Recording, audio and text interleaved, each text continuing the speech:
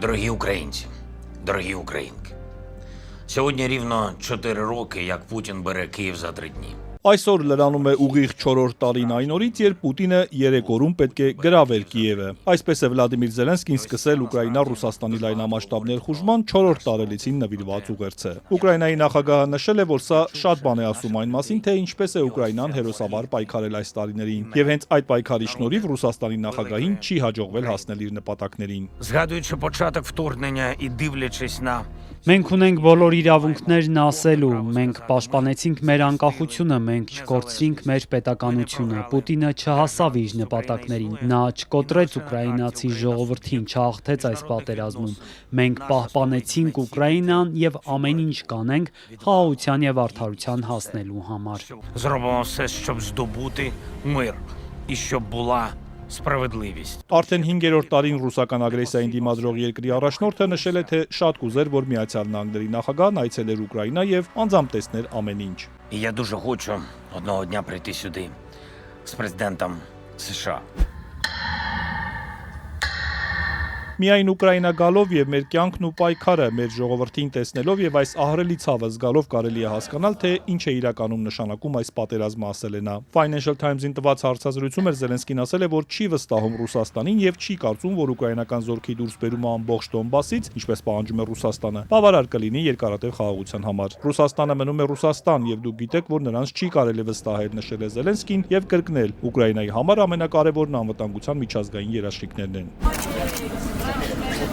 Պատերազմի 4-րդ տարելիցի առթիվ այսօր Կիև են ժամանել եվրոպական մի շարք երկրների առաջնորդներ, այդ թվում Եվրահանձնաժողովի նախագահը 10-րդ անգամ պատերազմի սկսվելուց ի վեր։ Ուրսուլա ֆոն դեր Լայենը սոցցանցում գրել է. իր այցի նպատակն է վերահաստատել, որ Եվրոպան կանգնած է Ուկրաինայի կողքին եւ կաջակցի նրա արդար պայքարին։ Եվ հստակ ուղերձ ցղել ինչպես ուկրաինացի ժողովրդին, այնպես էլ ագրեսորին։ Մենք չենք նահանջի, մինչեւ չվերականգնվի խաղաղությունը Ուկրաինայի պայմաններով, գրել է Ուրսուլա ֆոն դեր Լայենը։ Չնայած եվրոպացի պաշտոնյայի հավաստիացումներին, դաշինքը միասնական չէ Ուկրաինային աջակցելու հարցերում։ ԵՄ երկրների արտգործնախարարները 3 չեն կարողացել համաձայնեցնել Ռուսաստանի դեմ պատժամիջոցների 20-րդ փաթեթը։ Դեմ են քվեարկել Ռուսաստանի հետ լավ հարաբերություններ ունեցող Հունգարիան եւ Սլովակիան։ Հունգարիան նաեւ պաշտոնապես հրաժարվել է հաստատել Ուկրաինային 90 միլիարդ եվրո վարկի տրամադրումը, որի շուրջ նախկինում նախնական համաձայնություն կար։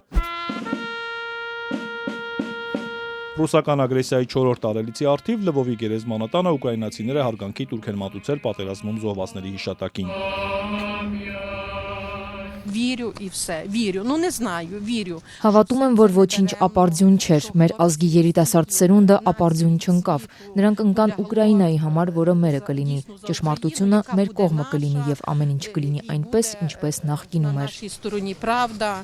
і буде так, як було. Що би ми не робили, як би ми не Անկախ նրանից, թե ինչ ենք անում, որքան շատ ենք ուզում խաղաղություն, թե ինչ զիջումների ենք համաձայնում կամ ում կմահաճույքներին ենք ենթարկվում, մենք պարզապես չգիտենք, թե ինչ կա Պուտինի մտքում։ в того. Ուկրաինացիները նաեւ լավատես չեն պատերազմի ավարտի հարցում։ Подпишут мирное соглашение. Նրանք կստորագրեն խաղաղության համաձայնագիր եւ կհայտարարեն, որ ամեն ինչ ավարտված է։ Եվ վերջ, այսինքն պաշտոնապես այն կավարտվի, բայց ոչ պաշտոնապես։ Չեմ կարծում, որ պատերազմներն այդքան արագ կավարտվեն։ Կարծում եմ մենք այս վիճակում կապրենք շատ երկար ժամանակ։ То есть мы вот в этом состоянии будем жить еще очень долго. Я вважаю так, що Կարծում եմ պատերազմը շուտ չի ավարտվի, որովհետև այդ սրիկաները շատ ռեսուրսներ ունեն։ Մենք պետք է դիմադրենք։ багато